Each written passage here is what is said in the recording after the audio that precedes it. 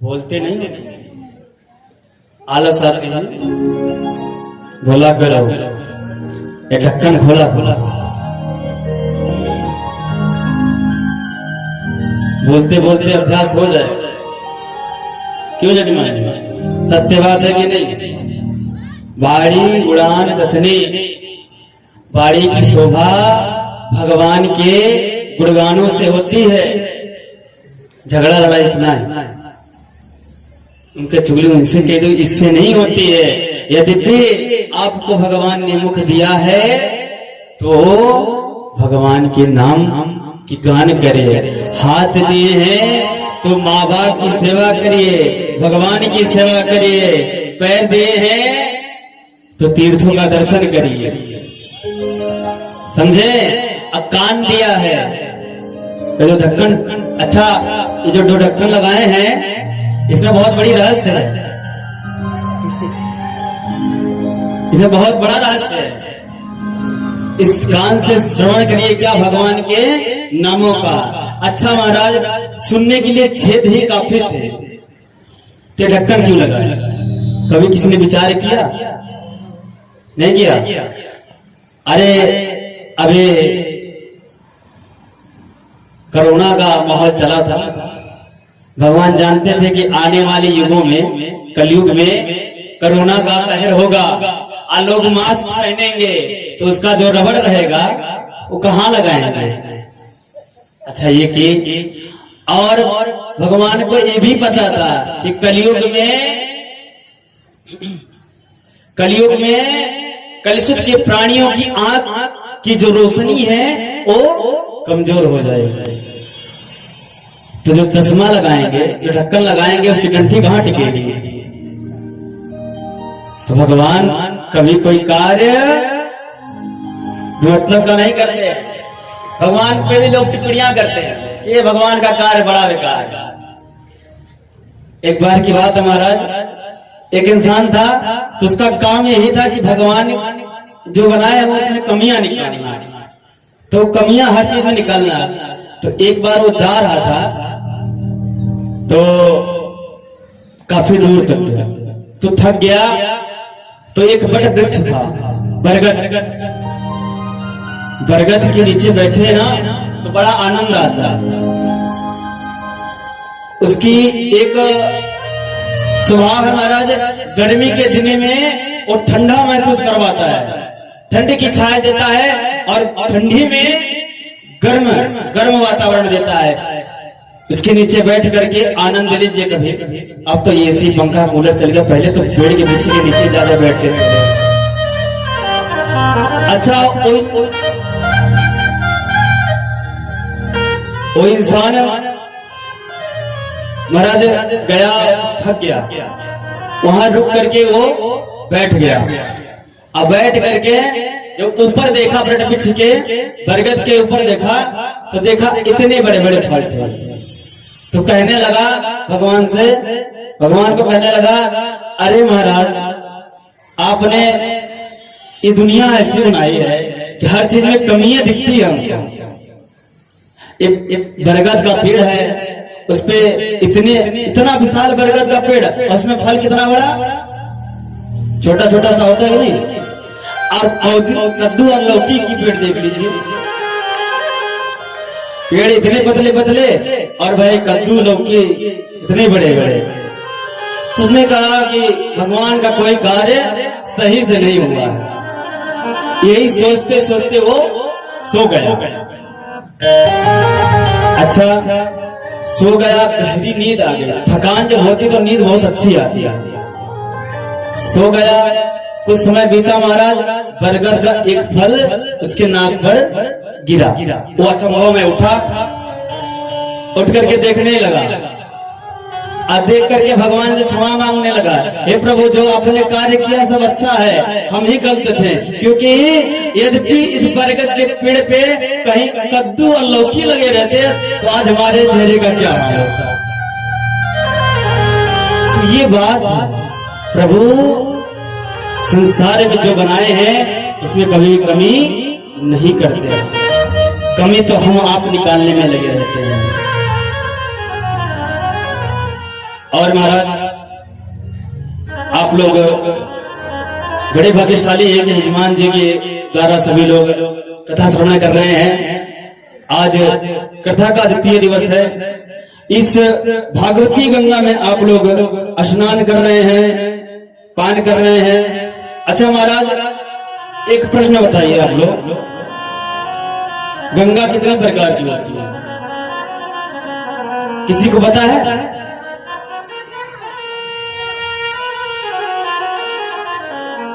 गंगा कितने प्रकार की होती है?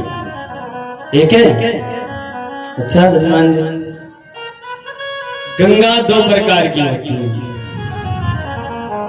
अब किसी ने कहा महाराज कैसी बात करते हैं, हम तो आज तक एक का जानते थे। लेकिन नहीं, गंगा 2 प्रकार की होती हैं। एक प्रयागराज की गंगा भागीरथी और दूसरी भागवती गंगा। गंगा कितने प्रकार की है? आज से तो जान लीजिए महाराज। गंगा 2 प्रकार की होती है, परंतु दोनों में अंतर है। दोनों में अंतर क्या है? आप यदि भागीरथी गंगा में आपको स्नान करना है तो आपको घर से निकल करके बस में बैठ करके प्रयागराज जाना पड़ेगा, तब जाके आप स्नान कर पाएंगे कि नहीं? और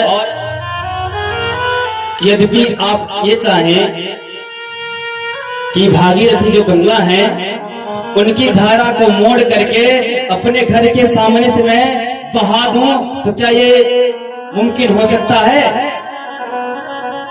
हो सकता है? नहीं हो सकता ना।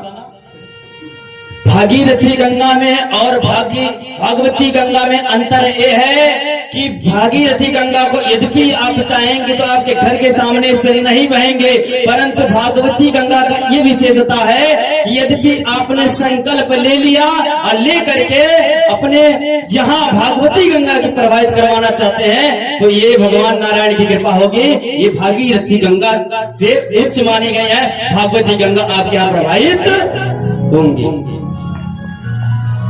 ये है भागीरथी और भागवती गंगा की विशेषता। अच्छा महाराज, इसमें अंतर क्या है?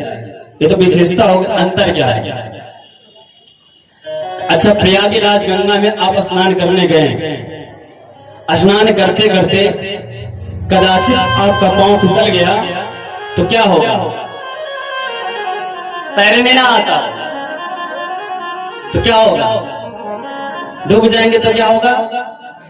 मर जाएंगे। प्रयागराज की गंगा में स्नान करने गए, कदाचित पांव आपका फिसल गया तो आप डूब जाएंगे, डूबने के बाद मर जाएंगे। परंतु महाराज, भागवती गंगा में आप जितना नहाएंगे, जितना डूबेंगे, आप मरेंगे नहीं, आप इस संसार से तर जाएंगे। ये है भागवती गंगा की विशेषता। ये अंतर है। ऐसी भागवती गंगा आपके यहाँ प्रवाहित हो रही है। इसमें स्नान करिए, इसका पान करिए। अच्छा, किसी ने कहा इसको पान करने से, आप कह रहे स्नान करिए, फिर कहे पान करिए। ये दोनों का विशेषता है। स्नान करते हैं तो आप तरेंगे। यदि पान करते हैं, आपके हृदय में आता है तो कहते हैं प्रयागराज की गंगा में आप लोग स्नान करने जाएंगे तो लोग कहते हैं गंगा में स्नान करने से सारा पाप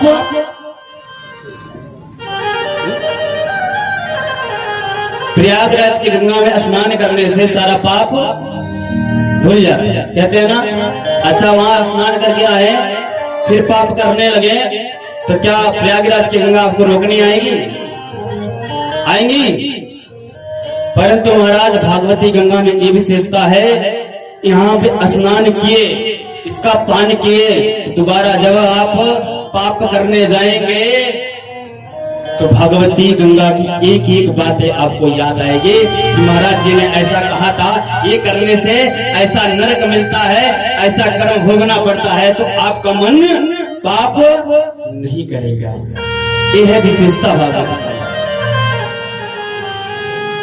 तो महाराज कल हमने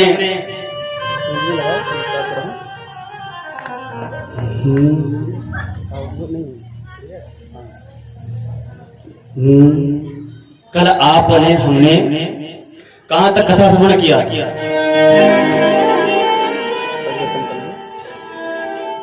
कहां तक कथा श्रवण किया? जन्म तक। अच्छा माता यजमान जी हो गया? अच्छा पक्का संशय में ना रही है। ऐसे ही संशय कीन भवानी, इसी तरीके संशय भवानी ने किया था। आगे अभी कथा श्रवण करेंगे। आज तो भगवान का विवाह उत्सव भी मनाया जाएगा, भोलेनाथ और माता पार्वती का। सुखदेव भगवान का जन्म हुआ। सनकादियों ने प्रश्न किया सुखदेव जी से, महाराज परीक्षित जी को ही श्रीमद् भागवत कथा क्यों सुनाई गई?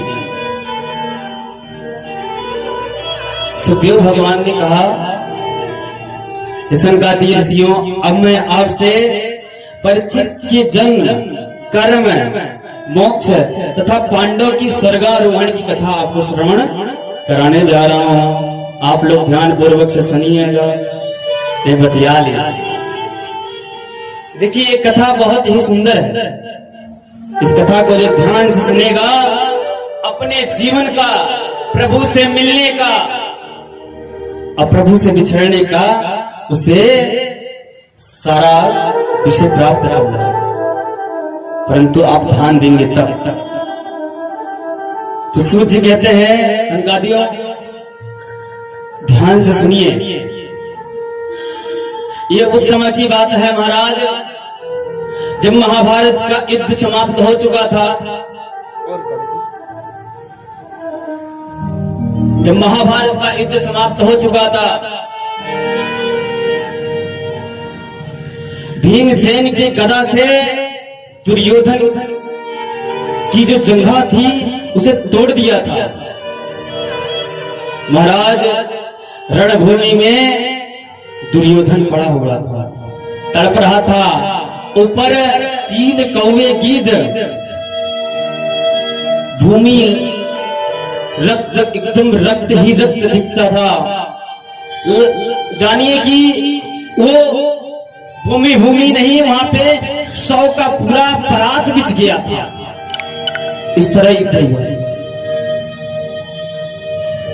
महाराज दुर्योधन विलाप कर रहा था। दुर्योधन सोच रहा था। उसी वक्त उनका मित्र अश्वत्थामा वहां पे आया। आप लोगों ने नाम सुना होगा। अश्वत्थामा आया और कहने लगा, अरे दुर्योधन, यद्यपि तू मुझे मंत्री बनाया होता तो आज ये कष्ट तुझे नहीं देखना पड़ता। मुझे मंत्री का पद यद्यपि सौंपा होता तो मेरे युद्ध का बल प्रताप तू देखता। आज पांडवों का विजय नहीं होता, आज कौरवों की विजय हो जाती। दुर्योधन विलाप कर रहा था। महाराज दुर्योधन ने कहा कि मुझे क्षमा कर दो,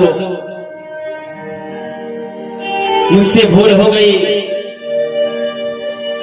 मेरी एक इच्छा है, उसे पूर्ण कर दो। अश्वत्थामा ने कहा, तू मेरा मित्र है, बता तेरी अंतिम इच्छा क्या है। ये मित्र तेरी अंतिम इच्छा जरूर पूरा करेगा। महाराज दुर्योधन ने कहा, मुझे इस बात का पछतावा है कि मैं कौरव 100 की 100 थे, 100 नष्ट हो गए, लेकिन पांडव 5 थे, 5 में से एक भी मरे नहीं। यदि उसमें से एक भी मर जाता तो मेरे आत्मा को शांति मिल जाती। अश्वत्थामा कहता है कि तू एक की बात करता है, मैं प्रण लेता हूं, तू एक की बात करता है, मैं 5 पांडवों का सिर काट करके तेरे पास ले आऊंगा। अब तो महाराज वहीं पे रक्त था, रक्त उठा करके अश्वत्थामा के मस्तक पे लगा देता है कि जा, आज से तू मंत्री है हमारा। अश्वत्थामा महाराज वहां से चला है, वहां चला है तो रात्रि का समय था। रात्रि का समय था महाराज, एक पेड़ पे देखा तमाम कौवे बैठे थे। तमाम कौवे बैठे थे तो अचानक से उल्लुओं ने कौवों पे हमला कर दिया, और जब कौवों पे हमला कर दिया तो उल्लुओं ने कौवा से जीत प्राप्त कर ली। इसे कहते हैं कुलुल न्यास। कौवा रात में कमजोर हो जाता है, रात्रि में कौवों को दिखाई नहीं देता है, और उल्लुओं को रात में दिखाई देता है। अश्वत्थामा ने दिमाग लगाया, बुद्धि के प्रयोग किया कि यद्यपि मैं दिन में मारने जाता हूं पांडव को, तो कदाचित मैं जीवन भर सफल नहीं होऊंगा। रात्रि में जब ये सोएंगे तो मैं इनको सोते हुए इनकी हत्या कर दूंगा, और इनको सिर को काट करके मैं लिया के दुर्योधन को दे दूंगा। अब महाराज पांडवों के शिविर की तरफ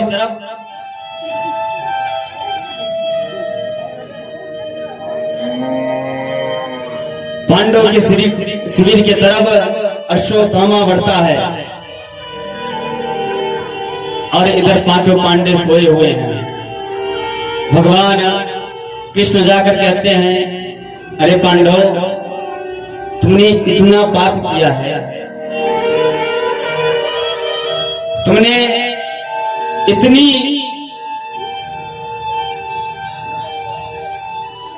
वध किया है, उसका प्रायश्चित तो करो।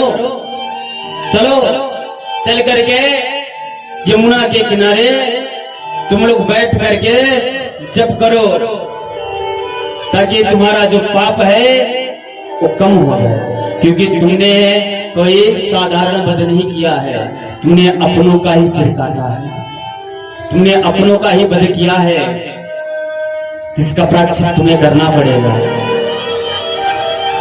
महाराज कहा जाता है